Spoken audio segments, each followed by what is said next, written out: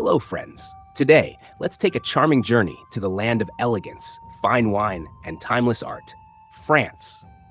But this isn't just any trip to France. We're stepping into the 16th century, a time when the Renaissance, which began in Italy, crossed the Alps and found a new home. And who do we have to thank for this? None other than Francois I, the king with a taste for art, intellect, and grandeur. If the Renaissance were a party, Francois I would be the charismatic host welcoming Italy's greatest talents with open arms. Now, imagine the scene. Italy is buzzing with Renaissance energy. Da Vinci is painting masterpieces, Michelangelo is sculpting wonders, and the cities of Florence and Rome are flourishing. Meanwhile, Francois I in France is watching all this and thinking, I want some of that brilliance here. Francois wasn't just a king, he was a patron, a lover of learning, and someone who believed that France deserved its share of Renaissance glory. So what did he do? He invited Leonardo da Vinci himself to France. Yes, the Da Vinci. Legend has it that Da Vinci crossed the Alps with some of his best works, including the famous Mona Lisa. That's right, Francois I may have single-handedly ensured that France got the world's most enigmatic smile. Da Vinci lived his last years in France at Chateau du Clos-Lucé, where he was treated more like a treasured guest than just an artist. It's said that Francois would visit him regularly for deep conversations about art, science, and perhaps the meaning of life itself. But Francois I didn't stop there. His love for Italian art and architecture led him to create something truly remarkable: the Fontainebleau School. Now, Fontainebleau wasn't just a royal palace, it was a grand stage where the Renaissance spirit would blossom in France. Francois brought in Italian artists like Rosso Fiorentino and Francesco Primaticcio, who mixed Italian elegance with French charm. The result?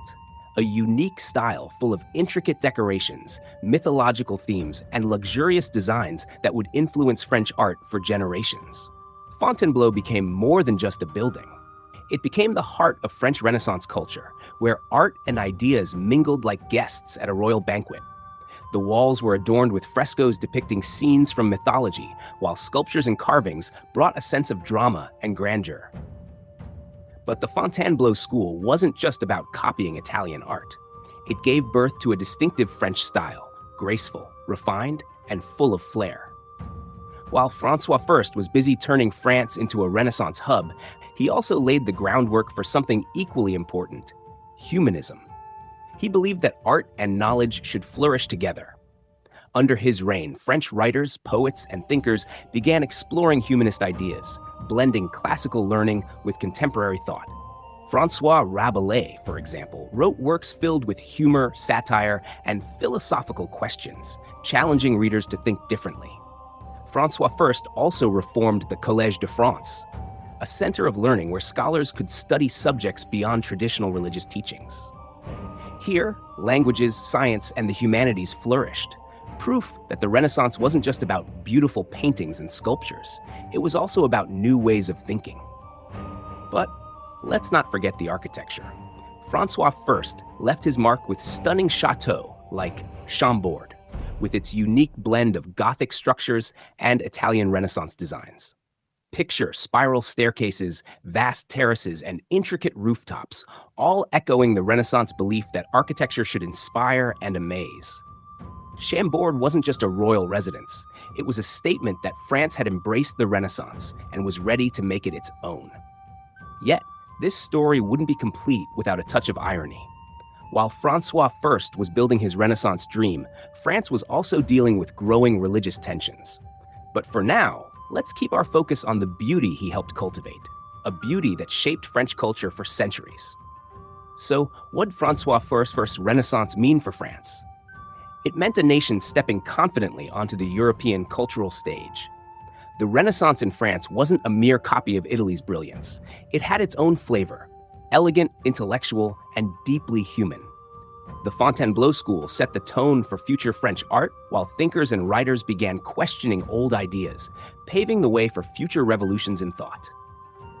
And now, friends, as we leave the grandeur of Fontainebleau and bid farewell to Francois I's elegant court, the story of the Renaissance takes another fascinating turn. Because while kings built palaces and artists painted masterpieces, something profound was stirring. a quiet revolution in how people thought about the world and their place in it. In our next episode, we'll explore the rise of secularism and new philosophies, a time when the focus began shifting from divine authority to human reason, science, and individuality. How did these ideas change Europe? And what legacy did the Renaissance leave behind in the world of thought? Well, that's a story worth waiting for.